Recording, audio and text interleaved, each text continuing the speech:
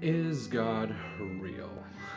Um, I know it's a big question to start with my first video, but I think it's a really important one. I think it's the most important one that we need to ask right now. First, I want to start off by thanking Matt Dillahunty and Dr. Jordan Peterson. They recently had a debate, and if you aren't familiar with who those two gentlemen are, Matt Dillahunty, I guess you could say, is a professional atheist. I mean, at least that's all I know him for being. He's extremely intelligent. I believe he has multiple degrees. I'm not very read up on him. I watch his YouTube channel quite a bit, but he basically takes phone calls from people who believe in kind of a stereotypical God, and he kind of logically breaks apart, why that isn't enough evidence, and it's very well done. He knows what he's talking about. From a scientific point of view, I agree with everything he says. It's hard to argue. He breaks everything down very, very logistically. And Dr. Jordan Peterson is a Canadian professor who, with over the last, I want to say, year, has become almost a cultural phenomenon in himself. He dealt with some controversy because in Canada they passed a law trying to dictate which pronouns you have to use, and it's not just a policy they were trying to set, and pronouns for the transgender community. It wasn't just policy like, oh, we prefer that you use these. They actually made a law that you could face criminal charges if you don't, which is silly. Yeah, I mean, you have to hear his arguments to make more sense than, but it's more of a common sense thing that, yeah, you can't really start impeding on what people have the ability to say, or at least imprisoning them for it. That seems like a very slippery slope. Either way, I'm going off topic. That is, Dr. Jordan Peterson has literature and that directly states why all doing that is so dangerous, or allowing them to impede on his speech, and all of our speech is dangerous. Dr. Jordan Peterson has a way of, everything I'm trying to say right now, he has a way of articulating the way most of us think, or most of us who take the time to break apart things that are going on in the world. Most of us who like sit and dwell. Dr. Peterson has a great way of articulating it if you have a hard time putting into words like I am right now. But now they had a Dr. Peterson who does I don't want to put words in mouth to say he believes in a God, but he very directly states that he behaves or acts in life as if God is real, which I was, the first time I heard him say that, I was flabbergasted, because that's exactly, I think, the way I've always felt I should be living my life. I can't say I've always lived that way, but in my heart, it's like, okay, I've, as a child, I got to experience Seventh-day Adventist Church and Catholic Church were the two churches of my family, mother and father respectively. And my parents divorced at an early age, so it was mostly the grandparents. My parents weren't very religious, but my grandparents would on occasion take us to church, and my mom's side was Seventh-day Adventist, my father's side was a Catholic, and so not really different. I mean, the rituals that they do very, very different. Some of the things that Seventh-day Adventists would be considered extreme to some of the other Christian faith, I believe. But I for the most part, I like listening, I like learning, so I would always listen to what they had to say. But I think I faked it for the most part as a child, which I think a lot of kids do where they're, it's with good intention, because you fake it because you want to be a part of community. It's fun. You get praise out of doing good things, and those are good things to encourage for kids. And there's a lot of merit in just even from the brainwashing perspective. I mean, like, you kind of have to train dogs and kids the same way. Like you have to teach them without knowing that they're being taught. And church is kind of a way of doing that. I mean, it was boring as hell for the most part, but the fun parts were pretty fun from what I remember. So I do have a grasp on Christian theology. In my adult years, I first started going to random kind of churches. Sometimes, as far as the Christian denominations goes, I would go to all different kinds. I go to Baptist, Lutheran, Calvary. They're all different in their own ways. They all pretty much state the same things.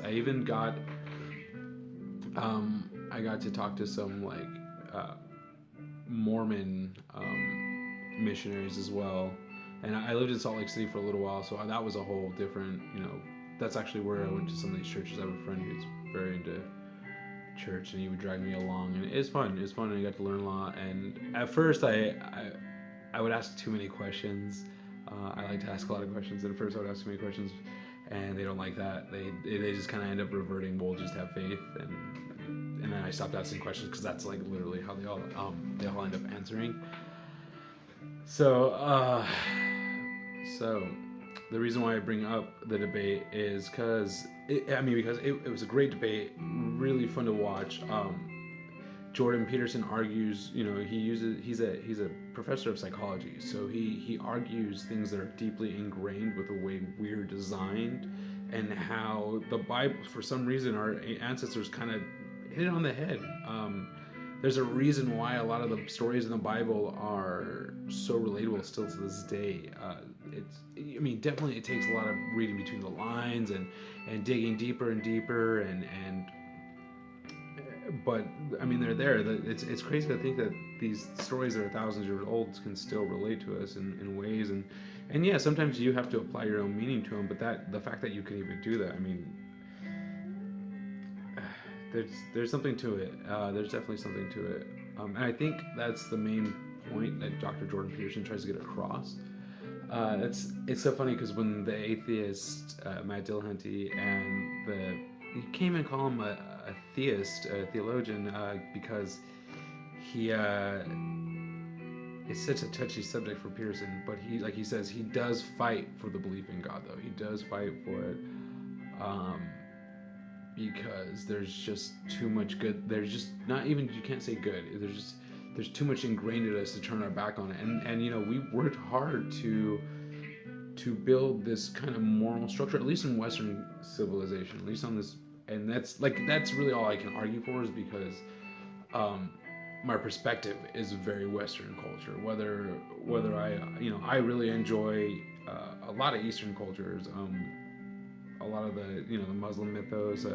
I guess Greek mythology falls under Western culture, but I love Japanese art, I love Korean art, I love Korean stories. I just recently got into Journey into the West, which is a great Chinese epic that I didn't realize, like a lot of the stuff, few cartoons and animes you'd watch as a kid, I didn't realize were direct takes from Journey to the West, and that was and I just learned about that recently. So but my perspective is definitely Western, and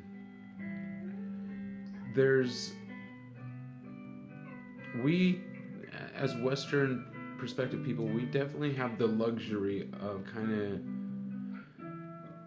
I think, choice in general. I don't know if that stems from the way we've designed our culture, but it's such a burden and a blessing. And I know all cultures have choices, but that is like our freedom outweighs everything here. And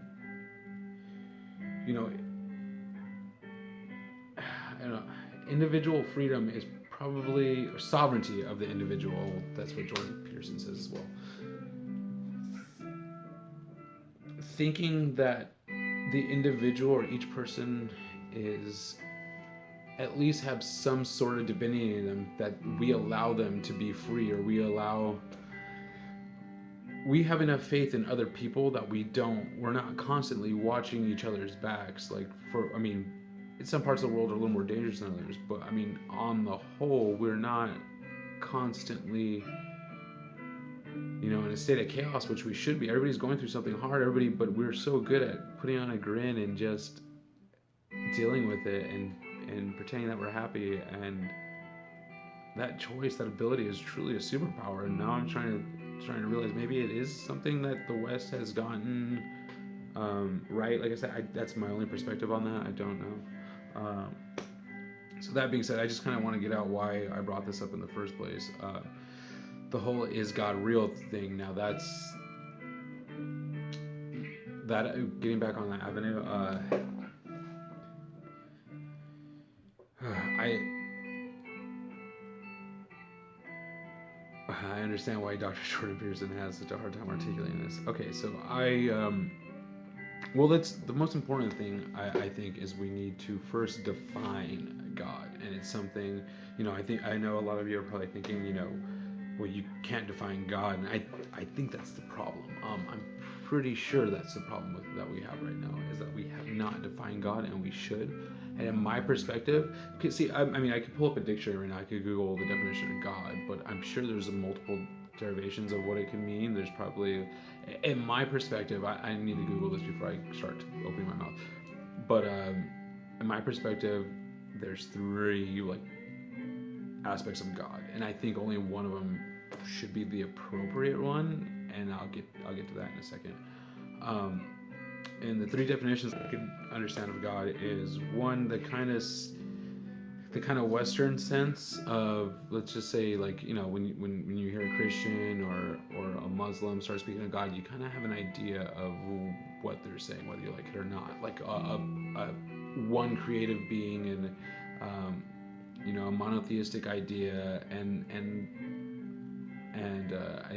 I think there's a difference between a polytheistic idea in a sense of, I think those are different gods. I think that's definition 2 is when you get into the polytheistic idea, because to me, the Christian sense of God is actually polytheistic because they believe in God and Christ. They've gone out of the way to separate it. And I know what you're saying. No, God and Christ are the same thing. Yes, I know, but I think we don't put into the importance of the power of our own words. The fact that we can use two different words to mean God. We can say God and Christ. The fact that you're whether you feel that it's polytheistic, your body and your brain and your physiologically is pronouncing that there's two differences. So that's just my view. I know you're gonna feel and believe whatever you're gonna believe, and that's fine.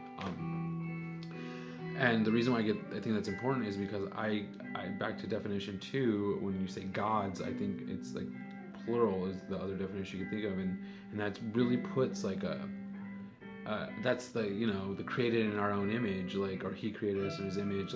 Sorry, getting away from the first definition, but that's gods as in a sense of the human take on the supreme supernatural, like the sense of the Greek gods or the Norse gods, or I even consider George Washington to be a god, or Jesus Christ to be a god. At least their stories or the logos and the ethos that are attached to their being. Why not? Why would that not? It transcends time. They're omnipotent.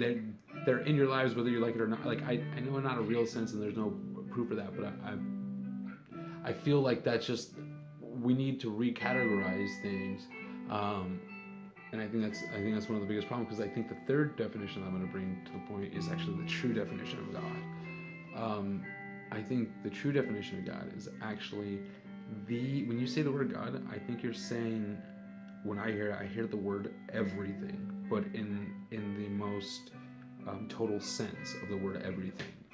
And because I don't think everything covers it. I think everything is it makes sense, everything, when I say everything, I mean everything, but it doesn't hold the weight that not the thought of everything, like the actual contemplation of each molecule, each thought, each emotion, black matter, energy, the hats that are hanging on the wall in my room, literally the idea of everything. Because when you say everything, it just doesn't have that weight.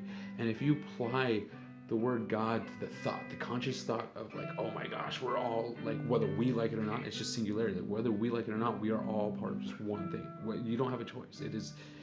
it's just this, and then reality builds up from there. Then you have, and then from there you have matter and energy, and the actual world that we exist, and then you have the existential world where we think and feel, and it goes up from there. But you cannot ever get away from the fact there's just one thing, and that's everything.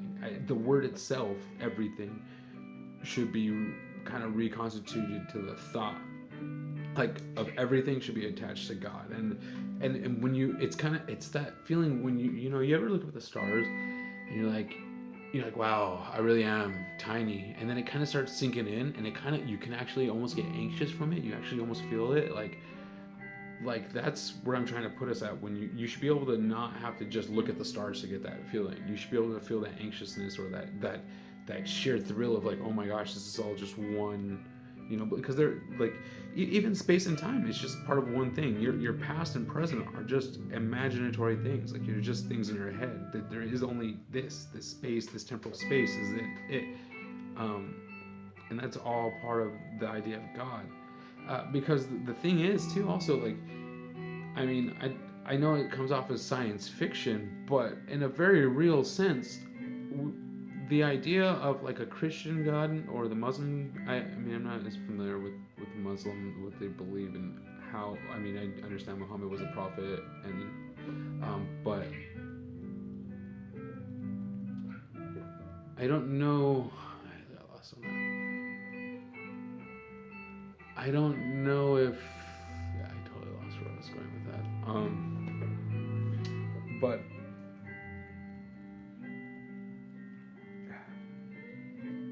I think, yeah, it's just reiterate what I was trying to get back to is the importance of the idea of God being reapplied to a word. Because, I mean, even the word multiverse has changed the way we do everything. I mean, the word universe used to mean everything. The word universe used to mean, when you said universe, and now that we understand there's actually, there could be multiple facets for every action that we have a reaction, and it's all theoretical, and it's all, but it makes more sense in everything, because, I mean, that's how time actually behaves, whether we imagine it that way or not. Yeah, I'm sorry, back to the Muslim and the Christian God. Yeah, sorry. Or even the Buddha, like, the idea that, I mean, let's go from a science fiction point of view, completely, like, complete science fiction, whether you believe in the Gospels or not, whatever. Say if there were a supreme powerful, let's say if aliens, I know this is like an ancient aliens theory thing, but let's just say if aliens were to come here, set up a little experiment on planet, which we would be the experiment, and say if they are regulating everything, and say if they are, Jesus was like a little simulation to see if men become good. I mean, yeah, it's all science fiction, but to me, it's like so theoretically possible. Like, it's like, I know it's crazy and there's no evidence for it, but I mean, like,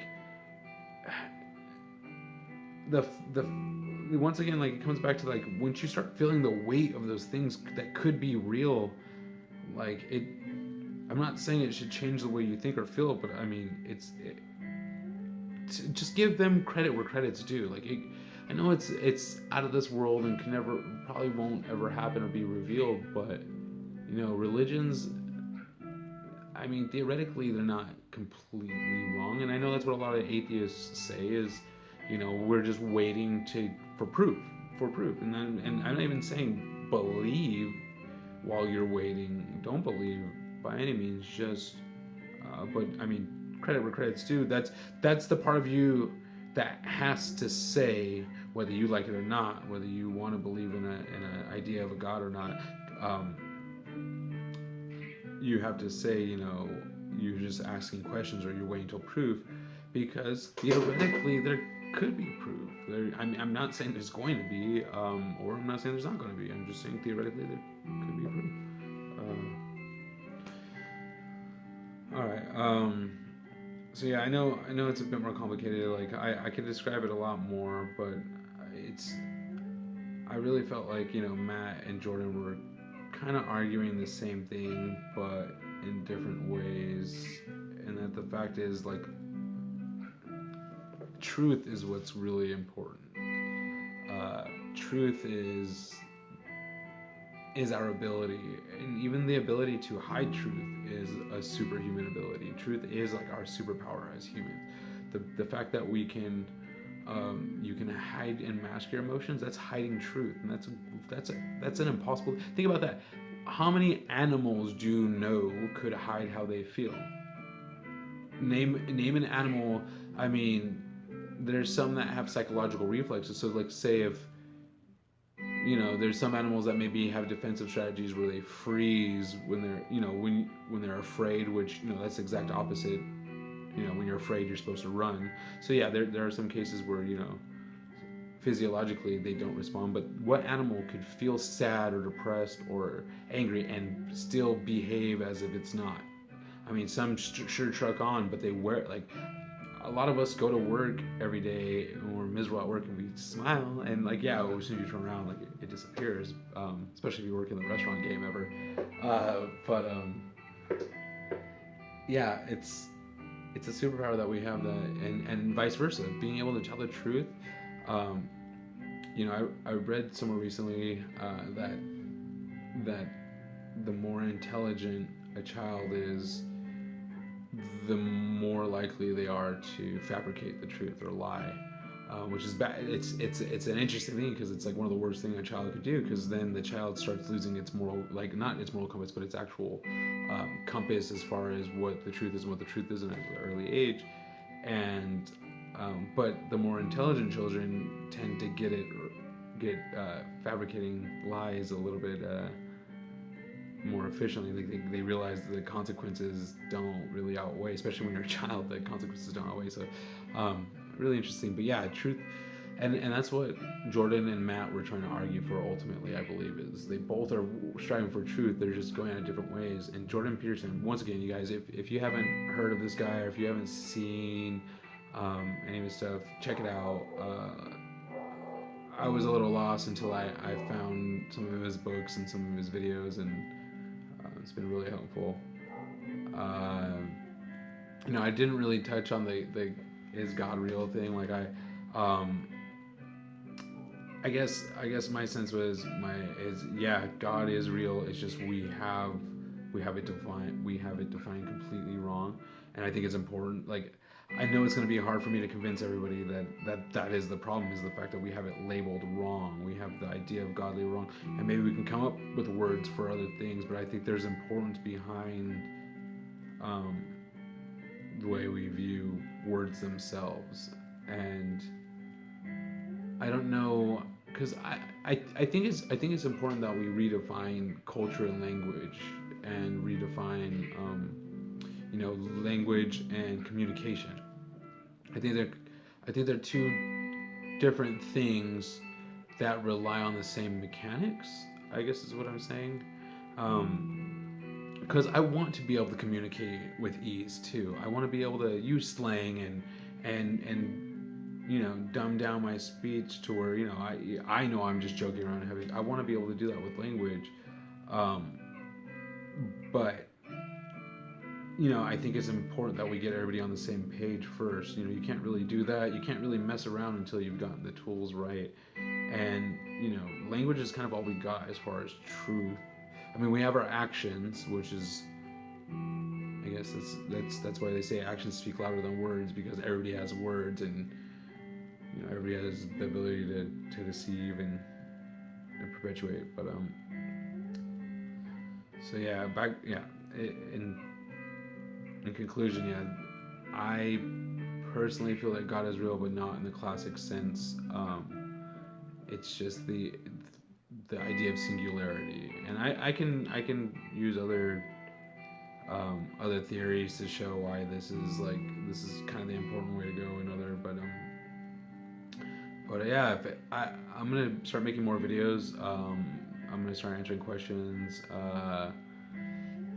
I have some really deep thoughts on a couple things, and it's all that's really important to me right now. So if anybody has any questions on any of this stuff, or if anybody just wants to talk or wants me to address some of my thoughts on some things, please reach out. Go ahead and drop any questions in the comments, or directly message me. Thanks, guys.